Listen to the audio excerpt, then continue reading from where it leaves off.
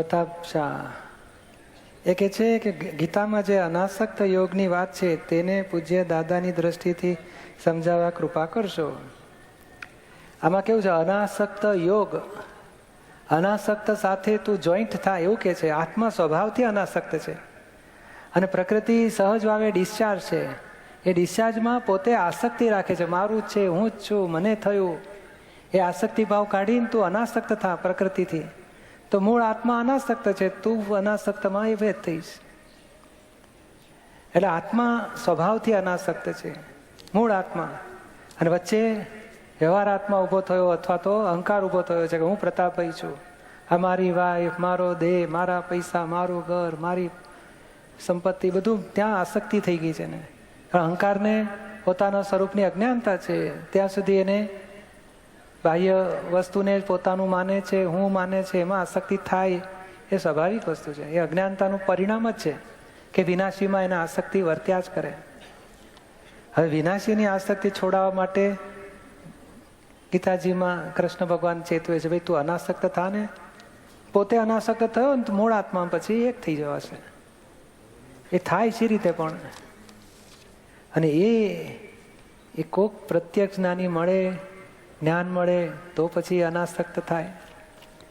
આ તમને નહીં થાય છે ને બધું. દેહમાં ગમે તેવી મુશ્કેલી આવે તો તમને અનાસક્તિ રહે છે ને.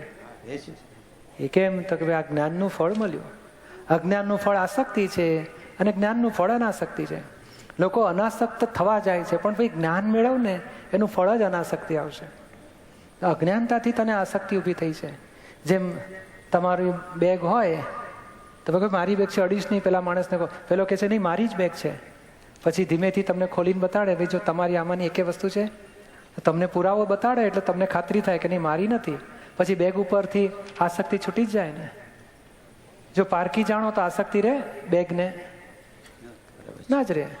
અને મારી છે એવું માનતા હતા ત્યાં સુધી, એટલે મારાપણાની લીધે આસક્તિ ઊભી થઈ હતી.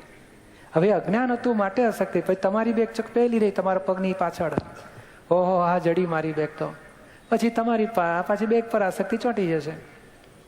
પણ એવું જ્ઞાની દાદા ભગવાન તરફથી શું થાય તો કે આપણે આત્માનું સ્વરૂપ ઓળખાણ પડાવી દે કે આત્માનું સ્વરૂપ એ તારું સાચું સ્વરૂપ છે.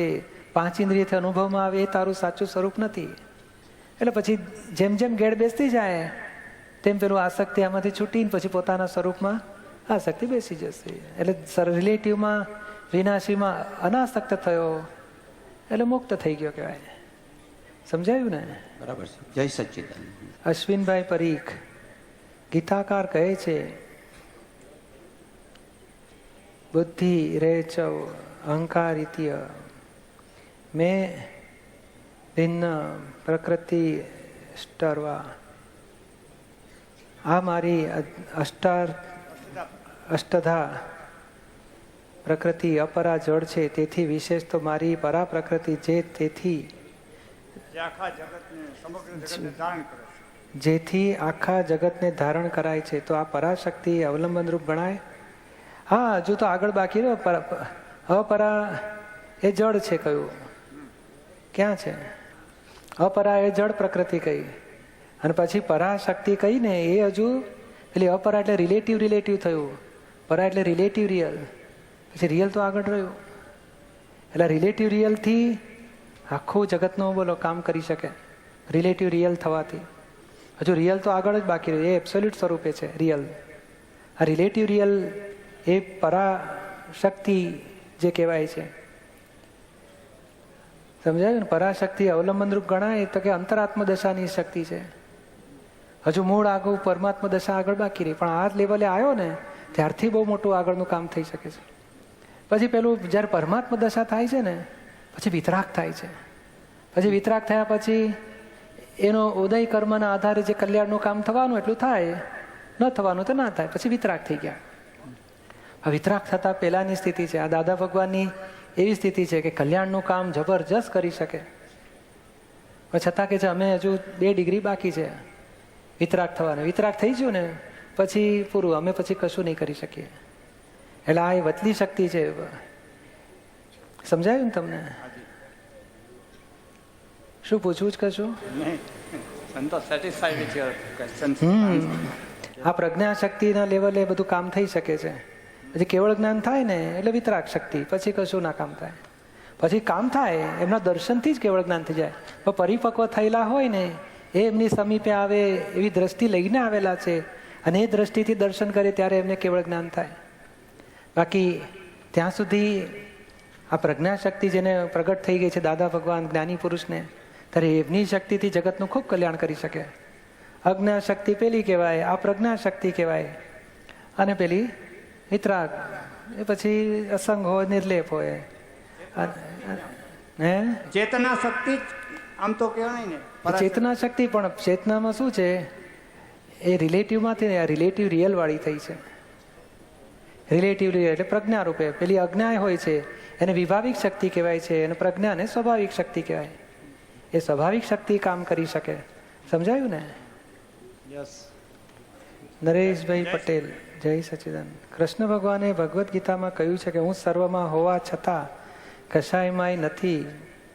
આ તો આનો અર્થ વિસ્તારથી સમજાવશો. ક્યાં છે નરેશભાઈ? એ સર્વમાં હોવા છતાં કશાયમાં નથી એટલે રિલેટિવમાં હું નથી, રિયલમાં હું છું. અને દરેક રિલેટિવની અંદર રિયલ હોય છે. એ સ્ત્રી છે, પુરુષ છે, ગાય છે, ભેંસ છે, કૂતરો છે, ગધેડો છે, દેહ બધાના છે ને દેહની અંદર આત્મા, ત્યાં હું છું, દેહમાં હું નથી. એટલે ફૂલોમાં સુગંધ છે એ પ્રમાણે કહેવા માંગે છે? ના, એવું નહીં. એ ફૂલે છે, ફૂલનો છોડવો છે ને, એ છોડવામાં ફૂલ હોય, એ ડાળી પાંદડી બધું હોય ને આત્માય હોય. તો આત્મામાં હું છું, ડાળા પાંદડા ફૂલમાં હું નથી. છતાં એમાં છું ખરો, પણ હું હાજરી રૂપે છું, એમાં તન્મય આકાર રૂપે નથી. એટલે બધા સ્વરૂપમાં છે, બધા સ્વરૂપમાં છે, પણ અસંગ રૂપે છે, નિર્લેપ રૂપે છે, તન્મય આકાર રૂપે નથી. સમજાયું ને? જેમ આત્મા દેહમાંથી નીકળી ગયો, આ ફૂલમાં ડાળી ઝાડ હોય એમાંથી ફૂલ તૂટ્યું ને એટલે કર્મયો જવા માંડશે. કેમ? તક ભાઈ આત્માથી છૂટું પડી ગયું એટલે કર્મઈ જાય, એ લાવણ્યતા ઉડી જાય. આત્મા હોય ને ત્યાં સુધી એનામાં લાવણ્યતા રહે. એ આત્માની હાજરી છે ફૂલમાં, પણ છતાંય ફૂલ અને આત્મા જુદા છે. ફૂલ છોડવામાં છે, આત્મામાં જુદો છે. એટલે આત્મામાં હું છું અને આત્મા છોડવામાંય છે, પણ છતાં છોડવાથી અસંગ છે, છોડવાથી નિર્લેપ છે. એવા આત્મામાં હું છું કે છે. સમજાયું ને? સર્વમાં હોવા છતાં, એટલે દાદા કહે છે ને હું આખા દરેક જીવ માત્રમાં હું છું. પાછું કોને કે છે કે આ શરીર તે હું નથી, પંચમહાભૂતનું બનેલું પૂતળું તે હું નથી, આત્મા તે હું છું. અને એવો આત્મા રૂપે હું બધા જીવ માત્રમાં છું. સમજાય ને? એવું કહેવા માંગે છે. જય સચ્ચિદાનંદ. જય સચ્ચિદાનંદ. વલ્લભભાઈ મોતડિયા, કૃષ્ણ ભગવાન હતા તે જ સમયે નેમિનાથ ભગવાન તીર્થંકર હાજર હતા, છતાં તેમનો ઉલ્લેખ મળ્યા હોય તેવું કેમ ઓછું જાણવા મળે છે? આમાં કેવું છે ભાઈ, આપણે હવે બહુ રહસ્ય ખબર નથી, પણ આવું સમજી શકાય ખરું કે જૈનોની વાત આવે ને ત્યાં વૈષ્ણવનું જુદું પડી જાય. એ ભેગું નહીં થવા દેવાનું. કે છે કે આપણું એમાં મર્જ થઈ જાય તો આપણું રહ્યું શું અસ્તિત્વ નોખું? બરાબર. કૃષ્ણ ભગવાન ઓલો નેમિનાથ ભગવાનના કાકાઈ બ્રધર થાય, કઝિન બ્રધર, અને નેમિનાથ ભગવાન પાસેથી જ એમને મૂળ બધું જ્ઞાન મળેલું. અર્જુન પછી 5 પાંડવો નેમિનાથ ભગવાન પાસે ગયેલા, અને પછી આગળનું પૂર્ણાવતી ત્યાં થઈ હતી એમની. બસ આવું જ રહસ્ય જાણવામાં. પણ આમાં આપણે એ વાતને બહુ ખુલ્લી કરવા જેવી નહીં, બધાને દુઃખ થઈ જાય ને. જય સચ્ચિદાનંદ. પણ આ મૂળ વસ્તુ છે ખરી, કારણ તીર્થંકર ભગવાને કૃષ્ણ ભગવાનના આગલા ભાવ પછીના ભાવ બધું વર્ણન ખુલ્લું કર્યું છે. અને એ જૈન શાસ્ત્રમાં બધું આવે છે. પણ આ શું છે, જ્યાં સંપ્રદાય પડી જાય ત્યાં એકબીજાને દુઃખ થઈ જાય છે કે અમારા જૈન, તમારું વૈષ્ણવ, તમારું અમારું જુદું. બાકી જો મૂળ વિતરાગ ભગવાનની વાતમાં ક્યાંય જુદાઈ ના હોય. એ તો ભાઈ આ બધાએ કૃષ્ણ ભગવાન કહે છે ને જન્મ જન્મથી તારા આત્માએ કેટલા બધા દેહ ધારણ કર્યા છે, મારા આત્માએ પણ કેટલા બધા દેહ ધારણ કર્યા છે. તું બધા ભૂલી ગયો છે, મને બધું યાદ છે. એટલે જન્મ જન્મથી કેટલાય દેહ ધારણ બદલતા આ જ્ઞાની વાસુદેવ ભગવાન, નારાયણ ભગવાન થઈને ઉભા રહ્યા. હવે આવતી 24મીમાં તીર્થંકર થઈને ઉભા રહેશે, પછી નિર્વાણ પામીને મોક્ષે જશે. જય સચ્ચિદાનંદ. તો એ શાસ્ત્રની વાતો એ જૈન શાસ્ત્રમાં છે, એ બધી વાતો. વૈષ્ણવ શાસ્ત્રમાં બીજી રીતે વાતો છે. સોની દિલીપ કુમાર છોટાલાલ, અમદાવાદ. ક્યાં છે સોની? જય સચ્ચિદાનંદ. જય સચિદાનંદ. જય સચ્ચિદાનંદ. તમે આયા કરતા હો છો કે અડાલજ ને બધા હા, અડાલ જ આવે. આવો છો? હા. ગીતામાં ભગવાને અર્જુનને સાક્ષી ભાવનું મહત્વ બતાવ્યું છે. એ સાક્ષી ભાવ કેળવવા સંસારમાં પ્રયત્ન કરીએ છીએ, પરંતુ ક્યારેક બુદ્ધિનું પ્રભુત્વ આવી જતા સાક્ષી ભાવ અદ્રશ્ય થઈ જતો હોય છે, જેના કારણે મન ઘણીવાર વિચલિત થાય છે. દ્રષ્ટા બનતા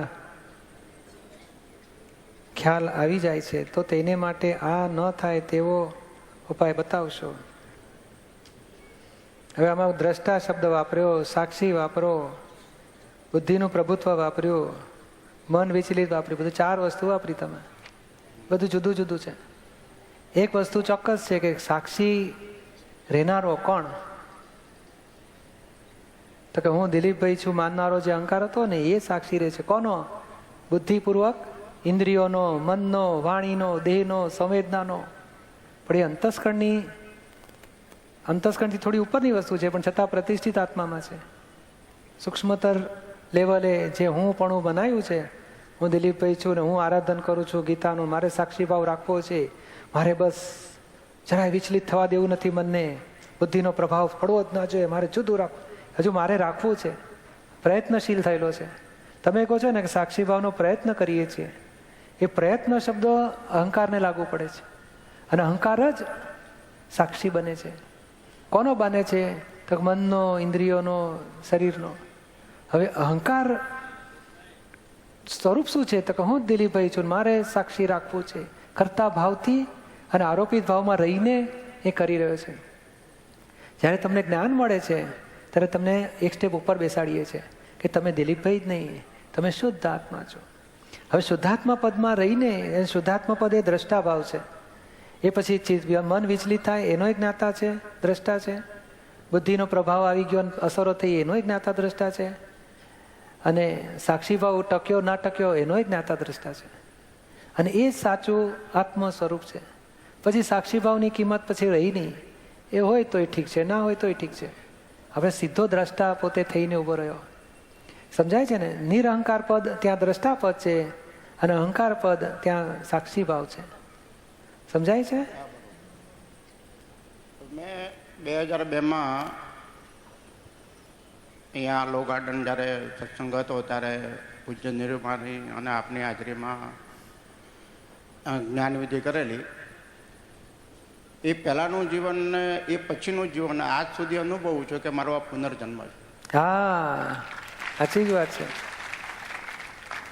પણ ઘણી વખત મનને અંદરના આવેગોથી સમજાવવા પ્રયત્ન કરીએ, પણ લૌકિકમાં જ્યારે આવ્યું છે ત્યારે ઘણી વખત જ્યારે આપણને કંઈ વાગ્યું હોય અને વારે ઘડીએ મન પંચિંગ થયા કરે કે મને અહીંયા વાગ્યું છે, મને અહીંયા વાગ્યું છે, અને મન ખેંચાય, એ રીતે જ્યારે લૌકિકમાં આવીએ છીએ ત્યારે દ્રષ્ટા બનીને તો જોતા હોઈએ છીએ કે આપણે આજ ન થવું જોઈએ, આપણા મનમાં આવો વિચાર ન આવવો જોઈએ, પણ એવા વિચારો કદાચ કોઈક વખત વિચલિત થવાથી આવી જતા હોય છે.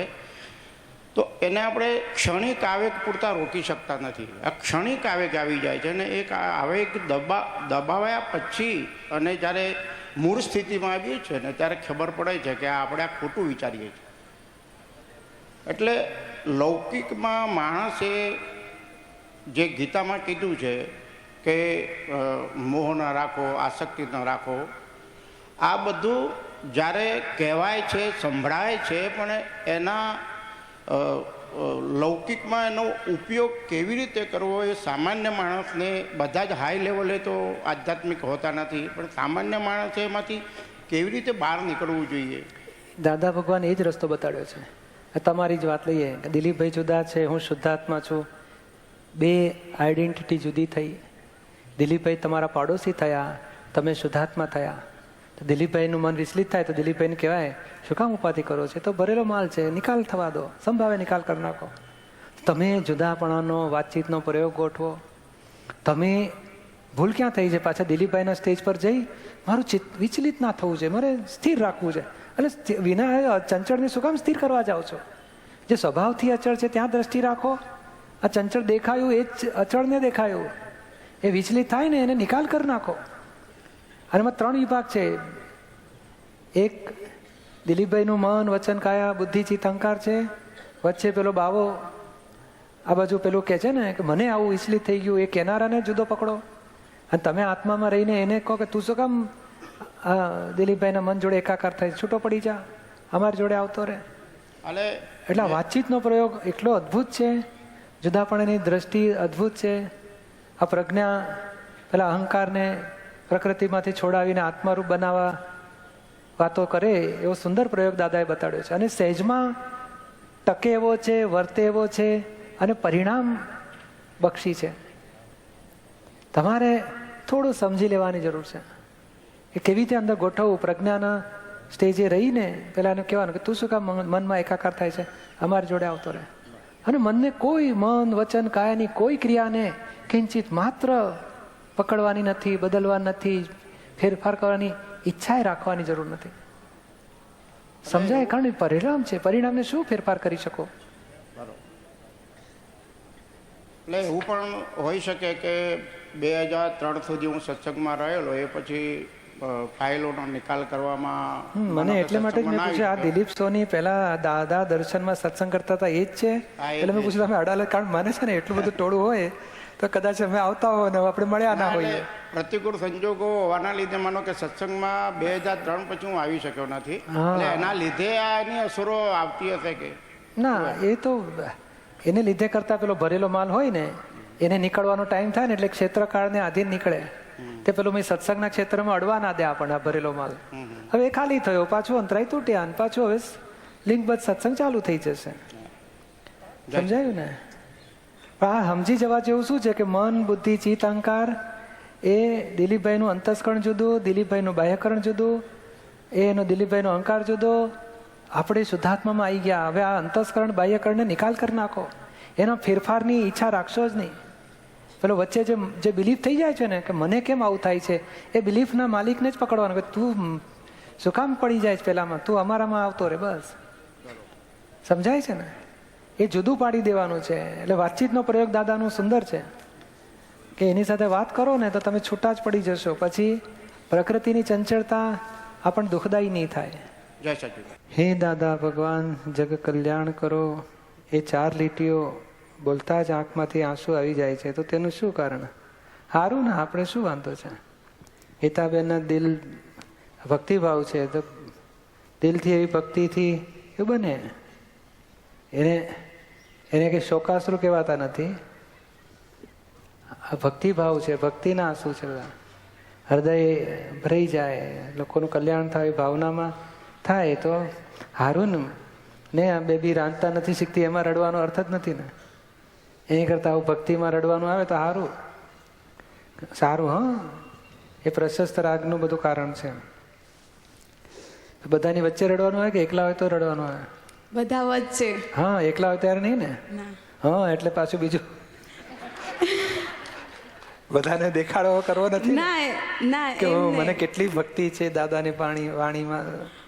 લોકો બધા જુઓ ને પછી બહેનો તમને આશ્વાસન આપે, બેન રડશો નહીં, કશો વાંધો નહીં, દાદા ભગવાન જગતનું કલ્યાણ કરવાના જ છે, તમારે બહુ અવતાર નહીં લેવા પડે. શું એવું કોઈ કહેતું નથી ને? તો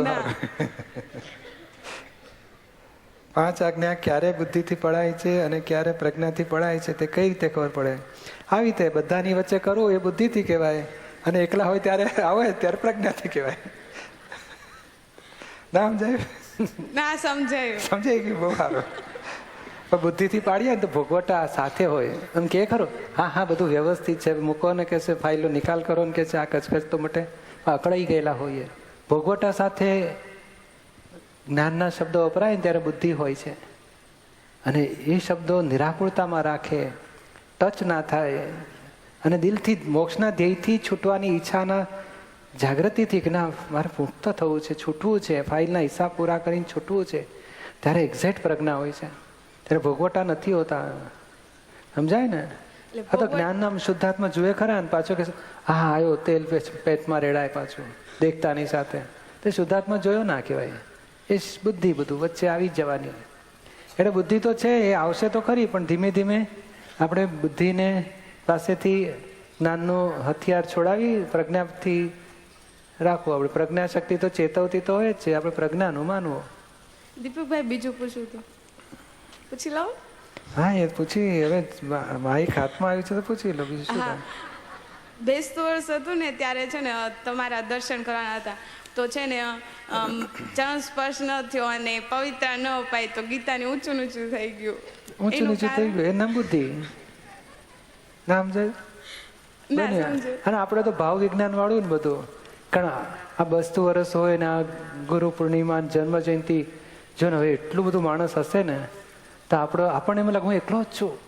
જય સચ્ચિદાનંદ, જય સચ્ચિદાનંદ, જય સચ્ચિદાનંદ, જય સચ્ચિદાનંદ. હવે આપણે આટલું બધું કરવા રહીએ ને તો પાછળ વાળાની લાઈન વધી જાય. એટલે આપણે તે વખતે તો કે ને ચાલતે જાઓ, દર્શન કરતે જાઓ, ચાલતા જતા. અને આમ જ હાથ રાખવાના ત્યાંથી જ. હા, પવિત્રાની વાત બધી. પછી આપણે પેલો કોઈક દાડો ભક્તિ કરતા હોય ને મેં 200-500 જણા હોય ત્યારે છૂટથી કરી લેવાનું. અને એ તો અત્યારે છૂટથી જેટલી વાર આમ ભાવથી દર્શન કરીને શક્તિ માગી, બધી માગી લેવાની. પણ તે વખતે તો માર્ચિંગમાં જ દોડતા જવાનું, દર્શન કરતા જવાનું, કારણ છૂટકો જ નથી. કારણ આટલું બધું માણસ. હા, 3 દિવસથી આપણે દર્શનનું રાખ્યું હોય ને તો બધાને છૂટથી દર્શન કરવા અપાય કે ચાલો આજે તમે આવો, કાલે તમે. ના, બધાને આજે, હમણાં જ, જલ્દી. એટલે પછી અને દીપકભાઈ પછી છે ને એનઆરઆઈ ઓલા હતા ને એમને તમે પવિત્ર એટલે એમ પવિત્ર આપી પછી આમ ભેદ પડી ગયો. હા, ભેદ પડી ગયો. એનઆરઆઈ જોડે પડ્યો કે દીપકભાઈ જોડે પડ્યો? દીપકભાઈ પવિત્ર જોડે પાડ્યો. ના, હવે આમાં કેવું છે, કોક એવા વિશેષ હોય તો થાય, બાકી મુખ્ય વસ્તુ શું છે કે તે દાડે બધાને આવું દોડવું જ પડશે. ભેદ તો પડવા જ નહીં દેવાનો. પછી છે ને અરે બારણામાં આવીને બહાર કાઢી મૂક્યા ને તોય ભેદ નહીં પડવા દેવાનો કે જતા રહો. એટલે આપણે કઈ ગીતાબેન જતા રહો. એમાં તો કઈ નું પણ દર્શનમાં જેવું થઈ ગયું. હા, પણ તોય ભેદ નહીં પડવા દે. ભેદ પાડવો ને એટલે ભવિષ્યમાં કારણ વ્યવસ્થિત શું સાંભળે છે બધું. હે, આ લોકો પાસે જવું જ ના જોઈએ. એટલે તે દાડે બોલ્યા આવીશું તો આજે ભેદ પડ્યો, આજે બોલીશ તો પછી ભેદ પડશે. આ વ્યવસ્થિત તો બધું સાંભળે જ છે આપણું. તમારો ભાવ તરત ફળ આપ્યા વગર રહેશે નહીં. થાય કે ના થાય? આ લોકો આવું કરે છે, આવા લોકો આમ તેમ નેગેટિવ બોલો ને એટલે કોને અંતરાય પડે? આપણે એટલે તમને ગીતાને હા, પડશે. ગીતાને. આપણે બધાને થોડા પડવાના છે. ના. જય સચ્ચિદાનંદ. આ સમજવા જેવી વાતો છે. ભાવ તો જરાય એને ત્યાં પરમ વિનય કહેવાય છે. દાદાના વખતે બનતું ને ઠેઠ બારણે આવેલા હોય ને તો કાઢી મૂકે. શું હમણાં આવ્યો છો? જતા રહો હમણાં. દાદાને પજવો છો, શાંતિથી રહેવા નથી દેતા, આમ છે તેમ. આપણે ધીમે એકથી જતા રહેવાનું. પછી ફરીથી બીજે દાડા આવ્યા તો દાડા સહજમાં દર્શન થઈ ગયા. પેલા ભાઈ જતા રહ્યા હોય, ખાલી કામ હોય તો દર્શન થાય શાંતિથી. પણ તોય તપ કરવાનું. તપથી અંતરાય તૂટે આપણા. કા અંતરાય આપણા છે, પેલો નિમિત્ત છે, કોઈનો દોષ નથી. નહીં આ બાળકોના કિડ્સ પાર્કમાં છે ને, છોકરાને પેલો મેલેરિયા થાય છે ત્યારે રમવા જઈ નથી શકતો. અને પછી એના ઘરે મહેમાન આવે છે ત્યારે છોકરું રડે છે, બસ મારે રમવા જવું છે. ના, મહેમાન ક્યાં ઉપાધિ આવીને મને ઘરમાં રાખો છે ને પાણી પીરસ ને કહે છે. પણ ના, બંનેમાં આપણું રમવાનું બગડે છે. ભાઈ મહેમાન છે અને ત્યાં પેલું મેલેરિયા છે. તો આપણે એ સમજીએ કે ના, આપણા દોષને લઈને આપણે આવ્યું છે, આ રમવા નથી જવાતું અથવા તો દર્શન થવા નથી મળતું. કોઈનો દોષ નથી. હા, જ્યારે ત્યારે આ શક્તિ લાવવી પડશે, આ દ્રષ્ટિ લાવવી પડશે, અને તો જ મોક્ષ માર્ગમાં આપણી પ્રગતિ થશે અને પૂર્ણાહુતિ થશે. અમારે તો કેટલી વખત બનતું, દાદા બાજુમાં જ હોય ને ઘરમાંથી જવા ના મળે, પ્રોબ્લેમ ઘરમાં, તો તપ થાય કે ના, એમનો દોષ નથી, મારો હિસાબ છે. બોલો, એ કરતા કરતા 18 વર્ષ ગયા. આજે સત્સંગનો એટલો બધો નિરંતરાયપણું આવી ગયું છે ને, તે વધારે પડતું નિરંતરાયપણું આવી ગયું છે. બોલો, એ વ્યવસ્થિત આવ્યું. પેલું એવું હતું, નથી જવા દેતા. ત્યારે થાય 24 કલાક સત્સંગ જોઈએ છે, સત્સંગ જોઈએ છે, ભાવના ભાવના ભાવના. તે પછી અંતરાય તૂટે ને પછી નિરંતરાય પદ આવે. અને એ જ આપણે વિજ્ઞાન સમજવા માંગીએ છીએ કે બન્યું એ જ જ્ઞાનમાં ગોઠવો, વ્યવસ્થિત છે, કોઈનો દોષ નથી, નિર્દોષ છે. કાનજીભાઈ પટેલ, મારું ધ્યેય પૈસાદાર બનવાનું હતું, તે ન સિદ્ધ થયું. 10/9/1908 જગત કલ્યાણના અર્થે ખપી જવાનો સંકલ્પ કરી લે છે તો શક્તિ આપવા વિનંતી. બરોબર છે. ઘણા બધા મારા ઘણા બધા મહાપુરુષોના દર્શન કરીને છેલ્લે જ્ઞાની પુરુષના ચરણોમાં સમર્પિત થવા આવ્યો છું.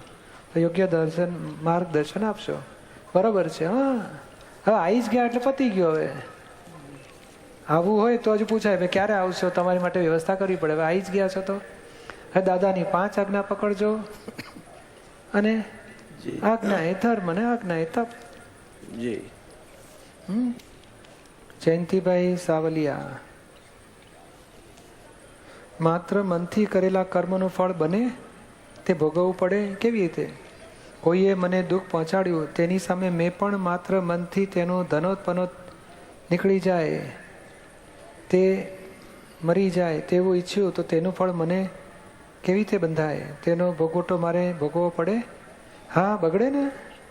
આમાં કેવું છે, જ્ઞાન લીધા પહેલા જ હશે ને આ બધું. તે જ્ઞાન લીધા પહેલા બધું હોય ને. આ તો તમે ધારો કે જ્ઞાન લીધું પણ કોઈએ જ્ઞાન ન લીધું હોય અને આવી અવળી ભાવના કરી હોય ને તો એનાથી શું થાય? એણે વાવમાં બોલ્યો તારું ધનોત્પનોત થાય, તું મરી જા, તારું બધું નુકસાન થાવ, તે વાવમાં બોલેલાનું ફળ પોતાને ભાગે આવશે. પેલાનું બગડવું ના બગડવું એના પાપ પુણ્યનો હિસાબ છે. પણ તમે અવળું ચિતર્યું એટલે તમારે ભોગવવાનો વખત આવશે. એ શારીરિક રીતે કે માનસિક રીતે કેવી રીતે ભોગવવાનું? એ ધનોત્પનોત કેવી રીતે તમે ભાવના કરી હતી ને એ બધી રીતે ભોગવાશો તમે.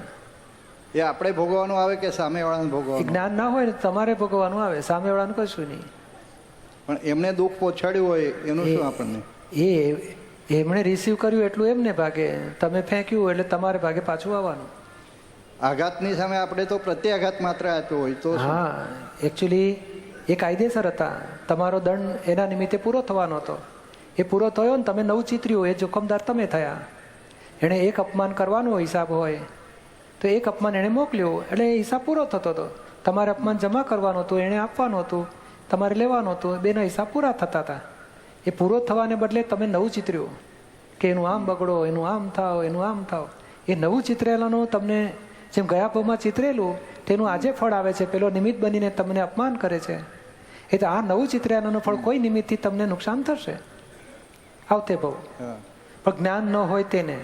હવે જ્ઞાન લીધા પછી તમને ખબર પડી કે હો આવું મેં અવળું ચિતર્યું હતું, તો એ જ વ્યક્તિને શુદ્ધાત્માને યાદ કરીને મનમાં પ્રતિકોણ કરો તો ભૂસાઈ જાય અને જવાબદારીનો અંત આવી જશે. 1 કલાક બેસીને ખૂબ પસ્તાવો લઈને ચિત્રો અને કેટલા વખત ચિત્ર્યું એની ઉપર મોટો આધાર છે. એક વિચાર આવો એક વખત અને એવો 5-10 દિવસ કે મહિના સુધી ચિત્ર્યું હોય તો બીજું. તો એવું મહિનાઓ સુધી ચિત્ર્યું હોય ને તો એ 2-4 એકાદ અઠવાડિયું 1-1 કલાક બેસીને ખૂબ પસ્તાવો લેવો છે. અને જેટલા અવળા ભાવો એ વ્યક્તિ માટે કરેલા એ બધા હું ભૂસી નાખું છું. એ શુદ્ધાત્મા ભગવાન અણસમજણથી, અજ્ઞાનથી, મોહથી અને દ્વેષથી, વેરભાવથી આવા અવળા ભાવો કરેલા એનો હૃદયથી ખૂબ પસ્તાવો કરું છું. મને ક્ષમા કરો, આવી ભૂલો નહીં કરવાની શક્તિ આપો. દિલથી પસ્તાવો લઈને ધોઈ નાખશો તો વહી જશે. હા, ઓકે. જય સચિદાનંદ. જય સચ્ચિદાનંદ. રશ્મિકા પટેલ, મેં બ્રહ્મચરણની પુસ્તકમાં વાંચ્યું હતું કે જ્યાં આત્મવીર્યનું ઉર્ધ્વગમન ના થાય તો માણસ વ્યવહારમાં જલ્દી નિર્ણય ન લઈ શકે અને સોલ્યુશન ન આવી શકે અને ખૂબ જ ગૂંચવાયેલો રહે. શું નિર્ણય શક્તિ અને નિશ્ચય શક્તિનો સંબંધ વિષય સાથે ડાયરેક્ટ છે? ઘણીવાર અમુક પરિસ્થિતિમાં નિર્ણય શક્તિ ખૂબ જ નબળી થઈ જાય છે અને મનોબળ નબળું પડવા પાછળ કયા કશાય દોષો જવાબદાર છે? ક્યાં છે રશ્મિકા? આમાં કેવું છે, મુખ્યપણું એ નથી ગણાતું. એ છે વન ઓફ ધ આધાર છે. જેમ ખાતર નાખો ને તો ઝાડ ખીલે, ખાતર ના નાખો તો ઓછું ખીલે. ઉગે ને એ ખાતરને લીધે ઝાડ ઉગતું નથી. એ તો પાણી મળ્યું, બીજમાં ગુણ હતો ને એનું બધું જમીન, પાણી, પ્રકાશ, ગરમી મળ્યું તો ઉગ્યું. આ બ્રહ્મચર્ય ખાતર જેવું કામ કરે છે અને અબ્રહ્મચર્ય ખાતર ના નાખ્યા જેવું કામ કરે છે. સમજાયું ને? એટલે બહુ બોજો રાખવા જેવો નથી. હમણાં તો હવે શું છે, જ્યાં જ્યાં આપણી કચાશ હોય એના પ્રતિકોણ કરો, પસ્તાવા લો, શક્તિઓ માગો દાદા પાસે. કોઈને દુઃખ નથી આપવું એ ભાવ ના કરો. આપણું અક્રમ છે, જુદી રીતે નીકળી જાઓ. બધું હવે સુધારવા જવા જેવું નથી. પ્રકૃતિ સુધરે ને આપણો દાડો વળે એ કરતાં પ્રકૃતિનો સંભાવે નિકાલ કરો. હવે જેવી બુદ્ધિ છે, જેવો અહંકાર છે, નિર્ણય નથી લેવાતા, નિશ્ચય નથી થતા, એની માટે શક્તિ માગીને નિકાલ કરી નાખો પ્રકૃતિનો. સમજાય છે તમને? એટલે દીપકભાઈ કોઈ પણ નિશ્ચય કરીએ ને તો પ્રકૃતિ ડબલ ફોર્સથી ઊંધું જ કરવડાવે છે. જ્યારે આપણે એક નિશ્ચય કર્યો કે ચાલો કાલે સવારે વહેલા ઉઠવું છે, ભણવા માટે પણ કર્યો, તો એ દિવસે રાત્રે ઊંઘવા જ ના દે આપણને, ગમે તે કરીને જગાડે એટલે સવારે તમે ઉઠી જ ના શકો. એટલે આપણે ઓળખવાનું, હા, આપણે ઓળખી લેવાનું. હા, એ ખ્યાલ પણ આવે આપણને. જેમ પેલો નાનો બાબલો હોય ને, નથી ખાવું નથી ખાવું, તો કે તને ખાવા નહીં મળે, હું જ ખાઈશ આજે, તો કે નહીં હું ખાઈ જઈશ. એટલે એનું મન અવળચંડુ હોય. એટલે પછી પપ્પા સમજી જાય કે મમ્મી સમજી જાય કે આ ના પાડે છે ને એટલે આપણે ઊંધું બોલો, એટલે પેલો પછી બેસીને ખાઈ લેશે. એટલે આપણે કે સવારે વહેલા ઉઠવું છે એટલે પેલું રાત્રે ઊંઘવા ના દે તો રાત્રે વાંચી લેવું, આપણે ઉઠવાનું સવારે મોડું પછી આરામથી. પણ આપણે સમજી જવાનું કે આ પ્રકૃતિ અવળી ચાલે છે વાતે વાતે. કોઈ પણ સારો ડિસિઝન લઈએ ને તેમાં બધું ઊંધું એટલું બધું દેખાડે ને પ્રકૃતિ કે આપણને એ બાજુ ચાલવા જ ના દે. એવું લાગે કે 2 સીડી ચડતા હોય ને તો નીચેથી ખેંચાતું હોય ને એવું જ લાગે. તમે હવે હોમવર્ક કરો લખવાનું. એ તો તમે કીધેલું છે. હા, તો એ કરી જુઓ. પછી અવળા ભાવોનું કારણ શું છે તપાસ કરો, શું શું સવળા થઈ શકે એનું જ તપાસ કરો. આ એટલી બધી અવળચંડી હોતી નથી પણ કોમ્પ્લેક્સિટી હોય છે બધી. અને શું છે 6-6, 8-8 કામ એટ એ ટાઈમ બધા યાદ આવે. આમ વાંચવું છે, પછી પેલું કામ કરીશ, પછી વિધિ કરી લઈશ, પ્રાર્થના કરીશ, પછી પેલું આમ પતાવી દઈશ, થોડું વોક કરીશ, થોડું યોગા. એટલે જુદું જુદું કામ એટ એ ટાઈમ બધું ફરી વળે છે અને પછી ગૂંચવાડા થાય છે. એવું જ થાય છે ને? હે, એવું જ થાય છે. હા, તો તમે જુદું પાડો, ડિવિઝન કરો કે ભાઈ એક કામ, બીજું કામ, ત્રીજું કામ, પછી પ્રાયોરિટી ગોઠવો કે 10 કામ લખ્યા, 10ને પાછો ક્રમ ગોઠવો, પહેલું બીજું ત્રીજું પ્રાયોરિટી. પછી પેલું એક જ પૂરું કરીએ, પછી બીજું કરીએ, ત્રીજું કરીએ, પછી વાત કરો રશ્મિકા તને કેવું લાગે છે, આપણે એક પૂરું કરીશું પહેલાં? તો કે હા. તો એક પૂરું કરવા માટે શું શું જોઈએ એનું પાછું વર્કઆઉટ કરો. શું સ્ટેપ બાય સ્ટેપ જાઓ. આપણે આ પ્રકૃતિને ગૂંચવાડાવાળી પ્રકૃતિ છે, તો આપણે ધીમે ધીમે એને ઓળખીને પાર લાવીશું. પહેલાં બાબત કઈ લેવાની, કોઈને દુઃખ થાય એવો વ્યવહાર એમાંથી પાછા ફરો. ભાઈ કોઈનાથી આપણને દુઃખ થતું હોય એવા વ્યવહારમાં જાગૃતિ ગોઠવીને ક્ષમતામાં આવી શકે એવી શક્તિ, પ્રતિક્રમણ શક્તિ બધું ગોઠવો. પછી ધીમે ધીમે કોકના અવળા દોષ દેખાતા હોય તેને પ્રાર્થનાથી ચોખ્ખું કરો. એવું સ્ટેપ બાય સ્ટેપ બધું ચોખ્ખું. જુદા જુદા દોષોને જુદું જુદું લખી. કેવા 3 જાતના દોષો, એક આડા દોષો હોય છે, એક ઊભા દોષો હોય છે, એક ત્રાંસાઈ દોષો હોય છે. હા, એ બધું જાત જાતનું હોય છે બધું. ઊભા એટલે શું, સીધા એટલે શું, પહેલાં કીધું આમ આમ કરવાનું છે, તું આવી છે તે સીધું જ કીધું હોય અને આપણને ભોગવટો આવી જાય. પછી અમુક આડા એટલે શું, એ પેલા મારી માટે આવું કહેતા હશે, આવું કહેતા, કલ્પનાના દોષો, એ ત્રાંસા દોષો કહેવાય. ને આડા એટલે શું, પેલા કીધું હોય શું ને આપણે આપણું મશીન ફરતું હોય શું એટલે આપણે અવળું સ્વીકારી લઈએ.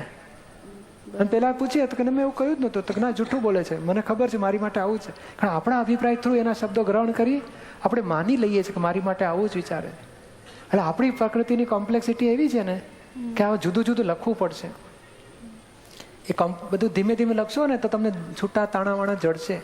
પછી એક એકને ચોખ્ખું કરવાનું સહેલું પડશે. દીપકભાઈ, આ બધું પૂર્વભાવનો માલ હોય છે, આટલું બધું કોમ્પ્લેક્સિટી હોય એ બધી. એ પૂર્વભાવનું એટલે શું, એકે દાડો ચોખ્ખું જ નહોતું કર્યું કોઈ અવતારમાં.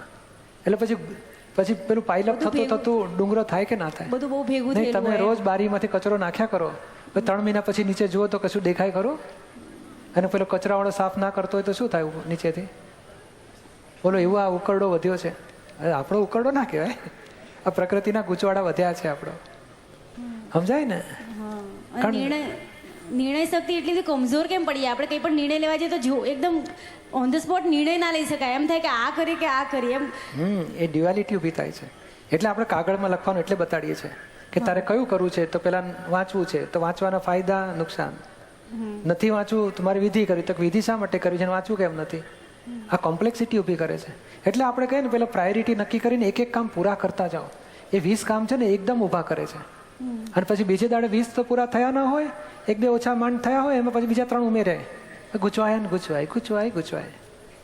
નથી બેનો, દાળ ભાત કરું કે ખીચડી કરું, મગ ભાત કરું ખીચડી. 3 કલાક પછી શું કર્યું જમવાનું? મને થાય કે દાળ ભાત કરું કે ખીચડી કરું. પછી કાંઈ ના થયું મારે. એટલે પણ જે તું હું કર ને, મગ ભાત મૂકવાના, મગ ભાત એકદમ કે કર ને, પૂરું થાય કામ. આ ગૂંચવાડો ઊભા થાય. એટલે સહેલો રસ્તો આટલો છે કે પછી એમાં કશું જ ના થાય. લોકો એટલે પછી એનો અફસોસ થાય કે સાલું કંઈ કર્યું જ ના, કયું નથી. અને પછી એનો અફસોસ થાય, એ ભોગવટામાં પછી નવો શરૂ થાય. એ પાછો નવો ભોગવટો ઉભો થાય. એટલે આપણે એ ગૂંચવાડાને બદલે લખો કાગળ પર, ડિઝાઇન લખશું ને તો આપણને ફોટા પડશે ક્યાં ઊભા છીએ. તમે એક પ્રયોગ તો કરી જુઓ. વિષયનું એટલા માટે મેં પૂછ્યું કારણ કે આવું મેં બ્રહ્મચર્યની બુકમાં વાંચ્યું, મને એના વિશે બહુ ખબર નથી, એટલે મેં કીધું કદાચ આવું કંઈક પૂર્વભાવને એવો માલ હોય એના કારણે આવું હોઈ શકે. એ વિષય શું છે? મોહ માત્ર વિષયનું સ્વરૂપ જ કહેવાય છે. હા. અને મોહ, ખાવાનો મોહ, ભણવાનો મોહ, આમ આરામ કરવાનો, એટલે જાત જાતના મોહ ગૂંચવાડા ઊભા કરે છે. સમજાય ને? આપણું ચિત્ત મોહમાં ખોવાઈ જાય છે, એટલે બુદ્ધિ ને અહંકાર બધા ડિસ્ટર્બ થઈ જાય પછી. હા. એટલે આપણે શું કરવા માંગીએ છીએ કે લખીએ ને એનો ડિઝાઇન પેલા ચિતરીએ છીએ કે શું છે પ્રકૃતિમાં, ડિમાન્ડ શું છે, શું મહત્વતા શું છે, પ્રાયોરિટી શેની છે, કયો ધ્યેય છે આપણો, એ જુદા જુદા પાને જુદા જુદા શબ્દો લખશો ને જડશે તમને. ડૉક્ટર શેફાલીજી શાહ. બધે એડજસ્ટ થવા ખૂબ જ પ્રયત્ન કરું છું. છે કે પણ નોકરીમાં એડજસ્ટ થાઉં છું તો ઘરમાં ફેલ થાઉં છું, અને ઘરમાં તથા ફેમિલીમાં એડજસ્ટ થાઉં છું તો હોસ્પિટલની ડૉક્ટર્સની વચ્ચે ફેલ થઈ જાઉં છું. બેલેન્સ નથી જળવાતું. એવું કેવી રીતે બની શકે કે ઘર વખતે હોસ્પિટલ નથી હોતી, હોસ્પિટલ વખતે ઘર નથી હોતું? એટલે શું હોસ્પિટલમાં વધારે ટાઈમ આપો તો ઘરવાળા બૂમો પાડે? એટલે નોકરીમાં જઈએ ત્યારે ટેન્શન હોય છે શેનું? અને ઘરનું ટેન્શન રહે છે. ઘરમાં જઈએ ત્યારે નોકરીનું ઘરમાં કોણ કોણ છે? ટેન્શન. ઘરમાં હું ને મારી મમ્મી ને બેબી. હસબન્ડ નથી? હસબન્ડ કેનેડા છે. કેનેડા છે. તો તે ટેન્શન છે ને? મમ્મી તો છે જ ને બેબીને હાચવનારી. એ છે પણ ત્યાં જોબમાં જઈએ, હું એનેસ્થેટિક છું બરોબર. અને ઓટીમાં આવવા જવાનું પાછળ ટાઈમ ના હોય ને હજી એટલું જ્ઞાન નથી કે એડજસ્ટ થઈ જવાય છે. ના પણ ધીમે ધીમે જો મમ્મીને પૂછ્યું અને મમ્મી તકલીફ નથી ને, ના બેટા કશો વાંધો નથી, હું સાચવીશ, હો, વાત પૂરી થઈ ગઈ. પછી આ ઓફિસનું હોસ્પિટલનું કામ પતાવીને ઘેર આવવું, પછી મમ્મીને હેલ્પ કરવી નાની મોટી. હા, તમે તો બે જ, એક મમ્મી અને એક બેબી. 15 જોબ બદલાઈ ગઈ છે. એ જોબ વાળા આપણને એ લોકો મને તો પ્રોબ્લેમ નથી આવતો પણ મારા સરને પ્રોબ્લેમ આવે છે. શું? 15 જોબ બદલી કાઢી. મને કે કાલથી ના આવશે. શું કામ? મને કઈ કારણનો જવાબ પણ નથી આપતો. એ લોકોને માફક નથી આવતા. એટલે મારે એકલીને નહીં, બીજા બધા ડોક્ટરોને આવું થાય છે. તમારી માટે જ. મારી સાથે નહીં, બીજા દરેક ડોક્ટરો આવી રીતે બેલેન્સ નથી જાળવી એ શકતા. તો ગમે તો આપણે બદલીને બીજે સેટ થવું. આપણી પુણ્ય છે ને ત્યાં સેટ થઈ જશે આપણું. અને સિન્સિયરલી, એટલે આપણે શું છે, ઘરની ચિંતા તમે હોસ્પિટલમાં કરો ને તો પહેલાં લાગે આ કામમાં ધ્યાન નથી રાખતી, એટલે પછી કહે છે કાલથી ના આવશો. કે કોકને વધારે જો એનેસ્થેસિયા અપાઈ ગયો ને તો મોડો ઉઠે પછી. અને ઓછો આપે તો અડધો વચ્ચે દુખાવો રડારડ કરે કે મારું દુખ્યું, બગડી જાય બેવ કેસ. એટલે ચિંતા ના કરવી, તે વખતે સોંપી દેવું કે ના દાદા મારી દીકરીને મારી મમ્મીને સાચો છો. અને મમ્મીને પૂછો, આવડા મમ્મી તો એક્સપર્ટ હોય, દીકરીને મોટી કરી, દીકરીને મોટી કરી, એક્સપર્ટ હોય મમ્મી તો.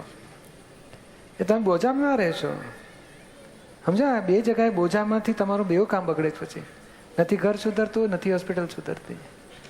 ધીમેથી નક્કી કરો ને, આ જ મલ્ટિપલ કોમ્પ્લેક્સિટી. આ કરું કે પેલું કરું, પેલું કરું તો પેલું રહી જશે, પેલું થશે, પેલું બાકી રહે. ગુચવાડા. એ કરતાં 10-15 મિનિટ દાદા ભગવાનના અસીમ જય જયકાર બોલો, શક્તિ માગો, અને ધીમે ધીમે એક ફાઇલ જ્યારે જ્યાં વર્તમાન મારો હોસ્પિટલમાં ત્યારે એ ફાઇલને સરસ રીતે પૂરી કરવાની, પછી ઘરે જાઓ તો ઘરની ફાઇલને સરસ રીતે પૂરી કરવાની. નક્કી કરશો ને બધું થશે. હા, થેન્ક યુ. શક્તિ માગજો. કવિતા, અમદાવાદ. ધ્યેય પ્રત્યે જતા માણસને લોકો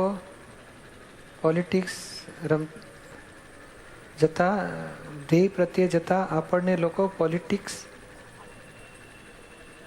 રમતા હોય અને વારે ઘડીએ અંશ લોકોનો શું છે, વારે ઘડીએ એ લોકોનો આપણે સામનો કરવો પડે તો પીછેહટ કરવી, કારણ કે એમનાથી છૂટાય એમ ન હોય તો. ક્યાં છે બેન? શું પૂછવા માંગો છો કવિતા? આપણે કોઈની સાથે પોલિટિક્સ રમીએ તો એનું પરિણામ શું આવે? આપણને પોલિટિક્સ કેમ લાગે છે લોકો આપણી સાથે પોલિટિક્સ રમે છે? એવું તો શું આપણે પોલિટિક્સમાં ઇન્વોલ્વ થઈ ગયા છે કે આપણે શું સ્પર્ધા છે લોકો સાથે આપણને? એ મને પણ સમજાતું નથી, પણ નોટ્સ ના આપે એટલે એવું બધું એ રીતના. એટલે શું ભણો છો અત્યારે? હું પોસ્ટ ગ્રેજ્યુએશન કરું છું. હા તો પછી નોટ્સ ના આપે તો આપણે ગાઈડો હોય છે, ટીચરો હોય છે, બીજા રિશ્તા કરો. શું કામ ડિપેન્ડન્ટ આટલું બધું રહો છો અને દુઃખી થાવ છો? પોલિટિક્સ શું કામ ગણો છો? સહજ રહો. પણ આપણી જ અપેક્ષા આપણને દુઃખી કરે છે, એ સંજોગ વસાત નથી આપી શકે. બીજી વખત પૂછી જુઓ. ના પડે તો આપણે સમજવાનું કે ભાઈ આપણો દોષ કોઈનો હિસાબ, કોઈનો દોષ નથી, આપણો હિસાબ છે. અને અહીંની વાત ત્યાં કરે ને ત્યાંની વાત અહીં કરે એટલે એ રીતે એ તો બધું ચાલ્યા કરે બેન. આપણને શું છે કે આપણને એમાં રાગદ્વેષ જેટલા ઓછા થશે ને એટલું બંધ થઈ જશે. આપણને જેટલી અકળામણ, આ નિયમ કેવો છે, જેટલું તમે અકળાવો ને એટલું એ વધારે બગડતું જાય વાતાવરણ. તમને અસર ના થાય તો પછી બંધ થઈ જશે ધીમે ધીમે. પણ આપણે અહીંયા દાદા ભગવાનમાં આવી એટલે આપણને ખ્યાલ હોય, પણ એ લોકો સાથે એડજસ્ટ થતા બહુ ફાવતું નથી. આમ ઉલટાનો આપણે જ્ઞાનવાળા કહેવાય, આપણે એડજસ્ટમેન્ટ લેવાનું. એ લોકો જ્ઞાન વગરના છે, એ લોકો ના લે એડજસ્ટમેન્ટ. અને ગમે તે પોલિટિકલ કરે આપણને શું કામ મળે? તમે શું કામ મળે? તો હું જ કવિતા મારી જોડે કરે છે, મારી જોડે કરે છે કે કવિતા જોડે કરે છે? જુદું રાખો. સમજાય છે ને? તો આ રીતે આપણે વર્તન કરીએ ને તો એ લોકોને એમ દાદા ભગવાનનો ખ્યાલ ન હોય ને તો એમ સમજે કે આ કંઈ વિચિત્ર છે, આવું હોય. ના ના, એ આપણી માન્યતા છે. મને કોઈ વિચિત્ર માનતું નથી. કારણ કે બહુ સરસ, તમે સરસ જ્ઞાન કહો છો, ગોઠવો છો, તમે રહો છો, સરસ છે. એટલે આમાં આપણી બુદ્ધિની જરા દખલો છે. ધીમેથી એમને શુદ્ધાત્મા જુઓ, આપણે શુદ્ધાત્મામાં રહો. અને એમને માટે આપણા નેગેટિવ અભિપ્રાય છે, એ લોકો પોલિટિકલ છે, નોટ્સ આપતા નથી, આવા છે, અંદર અંદર વાતો ઊંધી જતી કરે છે, એ નેગેટિવ, આપણા નેગેટિવને પહેલાં ધોઈ નાખો. નિયમ કેવો છે કે જ્યાં સુધી આપણને સામી વ્યક્તિ માટે અવળા અભિપ્રાયો હોય ને ત્યાં સુધી એ ભમરડો આપણી માટે અવળો જ ફર્યા કરશે. જ્યારે આપણા અવળા અભિપ્રાય બંધ થઈ જશે, આપણી માટે અવળો ફરવાનું બંધ થઈ ગયો હશે. ત્યારથી આ વિજ્ઞાન છે. હું તમારી માટે ઊંધું માન્યા તમે આવી છો તેવી છે, તમે જેટલી વાર ભેગા થાવ ને મારી સાથે ગમે જ નહીં વાત કરવાનું. કેમ? મારા અભાવ, તિરસ્કાર, અભિપ્રાય નેગેટિવ તમને ભોગવટા આપે, તમને વ્યવહાર કરવાનું ગમે જ નહીં. પછી મારો શુદ્ધ ભાવ હોય તો તમને મારી સાથે કંઈ ભાવ બગડવાનો નથી. એટલે આપણે હવે તમારા તરફથી હોમવર્ક ચાલુ કરો, 1 મહિનાનું હોમવર્ક. તમારી નજીકની જે બહેનપણી હોય નામ લખવાના, એની માટે નેગેટિવ અભિપ્રાય લખો. સમજાય છે? તમારા અપેક્ષા 0 રાખો કે મારી અપેક્ષાના આધારે મને આવું નેગેટિવ ઊભું થાય છે. આખી એમનામાં એવું નથી. જુઓ, તમે તમારું ચોખ્ખું કરશો ને એ લોકો સરસ જ હશે. નથી આ દુનિયામાં કોઈને કોઈની પડી જ નથી. એ ભમરડા પોતાની ચિંતામાં હોય કે આપણા માટે આવડા ચિતરવામાં બેઠા. આપણો અહંકાર નિયમ કેવો છે કે આપણે કંઈક ધારો કે હોય કે હું હોશિયાર છું તો એ લોકો બધા ભેગા મળીને તમને તોડી નાખશે. એટલે આપણા અહંકારને રિએક્શન આવે છે બધા. કુદરતનો નિયમ છે કે જેટલો અહંકાર આપણો વાંકો હશે એટલો લોકો સીધો કરી નાખશે. તો કુદરતનો નિયમ છે, એમાં કોઈનો દોષ નથી. એટલે આપણો અહંકાર જેટલો ડાઉન થયો તો કોઈ સીધું કરવાવાળું ભેગું નહીં થાય. બધા લોકોથી પ્રેમવાળો વ્યવહાર ચાલુ રહેશે આપણો. સમજાય છે તમને? હા. એટલે તમે તમારું હોમવર્ક કરો, નેગેટિવ અભિપ્રાય કોઈને માટેના લિસ્ટ બનાવો, એના પોઝિટિવ અભિપ્રાય શોધી કાઢો. અને એને 10 વખત હેલ્પ ના કરી હોય પણ 1 વખત હેલ્પ કરી હોય ને તો 10 વખતને બાજુ મૂકી દેવાની કે ના બહુ સારી છે, પોઝિટિવ લો એની માટે. એમ કરીને પોઝિટિવથી નેગેટિવને 0 કરી નાખો. આવશે? હા, કરજો. તમે તમારા ભોગવટામાંથી તમે મુક્ત થઈ શકશો. એ લોકોને કોઈ ફેરફાર કર્યા વગર તમે મુક્તિ ભોગવશો. બોલો. અને કોઈ વ્યક્તિ છે ને આપણા માટે જ વિચાર કર્યા કરે અને આપણે કંઈ પણ કામ કરીએ ને તો એમાં વચ્ચે પોતાનું એ કરે જ તો એટલે એ વ્યક્તિ આપણા માટે વિચારવાનું બંધ કરી દે એવું તો કઈ રીતે થાય? એ તમને કેવી રીતે ખબર પડી કે મારી માટે વિચાર કરે છે? એ ખબર પડી છે માટે તમે એની માટે વિચાર કરો છો. પૂરું થયું કે ના થયું? અમે એ શીખવાડીએ છીએ કે તમે બંધ કરી દો તમારો ફોકસ કેમેરાનો એની પર મૂકવાનો. ના સમજાયું? અને એ મારી માટે આવું વિચારે છે એવું તમે વિચારવાનું બંધ કરો. એ કેવી રીતે બંધ કરી શકો? તો કે એના આત્માને પ્રાર્થના કરો કે હે શુદ્ધાત્મા ભગવાન, આ ભાઈને આવા વિચારો આવે છે મારી માટે, મારા તરફથી કોઈ રાગ દ્વેષમાં રહેવું નથી, મારે સંભાવે નિકાલ કરવો છે, એમનો દોષ નથી, મારો હિસાબ છે, નિમિત્ત છે, નિર્દોષ છે, એમને સદબુદ્ધિ આપજો, સંભાવે નિકાલ કરવાની શક્તિ આપો. આવું તમે 5-10 વખત કરશો ને તમારું ચિત્ત છૂટું પડી જશે એની વ્યક્તિ સાથે અને તમે નવા કામમાં પછી બેસી જાઓ. આખો દાડો ફોકસ કેમેરો મારી માટે લોકો શું માને છે, મારું ખરાબ ચિત્ર છે, હું કેટલી સારી છું, એ અહંકારને એટલું બધું દુઃખ થાય છે કે મારી માટે ખરાબ ચિત્ર છે. એ અહંકાર છે આપણો. સમજાય છે? હું સારી છું એ અહંકારને દુઃખ થાય પછી મારી માટે ખરાબ ચિત્ર. કોઈને પડી જ નથી હોતી. આ અહંકાર જાતે બુદ્ધિ અહંકાર ઊભો થયો એટલે બુદ્ધિને પછી શંકા પડ્યા જ કરે મારી માટે આ ચિત્રતો હશે, આ ચિત્રતી હશે. એ તમારું જાતે ને જાતે તમારું પ્રોજેક્શન તમને મૂંઝવે છે, કોઈને પડી જ નથી તમારી માટે, એવું માનો. અને બધા શુદ્ધાત્મા છે, બધાનો ભરેલો માલ ખાલી થાય છે, એમાં આપણે શું લેવા દેવા? તો જ્ઞાનની દ્રષ્ટિથી જાઓ અને અંદર ભોગવટાને લિસ્ટ બનાવો, નેગેટિવ અભિપ્રાયને લિસ્ટ બનાવો અને પોઝિટિવ કરો બધાનું. અને જેટલા નેગેટિવ અભિપ્રાય છે એના પ્રતિક્રમણ કરો. શુદ્ધાત્મા જુઓ, નિર્દોષ જુઓ. તો આ બધા નહીં તો આ મલ્ટિપલ કોમ્પ્લેક્સિટીમાં જઈ રહ્યા છીએ આપણે. સમજાય છે? ભૂલી ના જશો. પૂર્વ મુકુંદભાઈ કારિયા, પહેલી વાર આવ્યો છું. મારા દાદા મા બાપની સાચા હૃદયની, મારા દાદીમાં મા બાપની સાચા હૃદયથી સુખમાં દુઃખમાં સેવા કરેલ છે. તેમના શુભ આશીર્વાદથી સુખી છું. લખવું ન જોઈએ, મનમાં સતત ઈશ્વરનું સ્મરણ કરું છું. તો મારે જ્ઞાન લેવું જરૂરી છે? ક્યાં છે મુકુંદભાઈ? આજે અહીંયા છે. હા, એ જ્ઞાન તો કહે ને કે આ સંસારના સુખ મળ્યા આપણને, પણ આત્માનું જ્ઞાન તો એટલે માટે લેવાનું જરૂર છે કે આ મુકુંદભાઈ એ શરીરનું સ્વરૂપ છે અને તમે શું કહો છો? હું જ મુકુંદભાઈ છું. એ વાત સાચી છે? તમે ખરેખર મુકુંદભાઈ છો એ વાત સાચી છે? હા, હું મુકુંદભાઈ છું. પછી તમારું નામ શું છે? મુકુંદભાઈ છે કે તમે પોતે મુકુંદભાઈ છો? મારું નામ મુકુંદભાઈ. હા, નામ આપણું લોકોએ પાડેલું નાના હતા ત્યારે, જન્મ્યા પછી. તો નામને આપણે ઊંચું માનીએ છીએ. તો કે આ શરીર આપણું, આપણે જેમ કહીએ ને આ ઘર મારું છે, તો કેનારો ઘરથી જુદો હોય કે ઘર અને કેનારો એક જ હોય? જુદો જ હોય ને. એ તો આ શરીરને આપણે શું કે માય બોડી કહીએ છીએ કે આઈ એમ બોડી કહીએ છીએ? My body. વી નેવર સે આઈ એમ બોડી. એટલે શરીરથી તમે જુદા છો. My body, my speech, my thoughts, my intellect, my ego, my wife, my children, my father mother, my grandmother, બધું માયમાં જાય. તો what comes in I a self realisation કરવાનું છે. સમજાય છે ને? હાજી. એટલે જરૂરી છે. સેલ્ફ ઓળખ્યા વગર આપણે કર્યું, સારું કર્યું, સુખી થયા. પણ સેલ્ફ ઓળખીશું ને તો પરમનન્ટ હેપીનેસ મળશે. હાજી. સમજાય છે ને? હાજી. એટલે ખાસ લેજો હા જ્ઞાન. હાજી. જય સચ્ચિદાનંદ. હા, ઈલાબેન પ્રજાપતિ, શું પ્રશ્ન હતો પૂછી લો. મારો પ્રશ્ન હતો સમ્યક બુદ્ધિ અને જ્ઞાનમાં આપણને ખબર કઈ રીતે પડે? સમ્યક બુદ્ધિ અને જ્ઞાનમાં હા, કેવી રીતે ખબર પડે? હા. સમ્યક બુદ્ધિ એ કહે ને કે આત્મા તરફ લઈ જનારી બુદ્ધિ છે. એટલે આત્મા તરફ લઈ જાય છે. અને જ્ઞાન તો પોતે જ આત્મા છે. એ વિનાશી ને અવિનાશી જુદું પાડે એ જ્ઞાન કહેવાય છે. અને અવિનાશી તરફ લઈ જવાનું કે ના ભાઈ મારે કોઈને દુઃખ આપવું નથી, વેર બંધાશે, મારે ભટકવું પડશે, એ સમ્યક બુદ્ધિ બતાડે છે.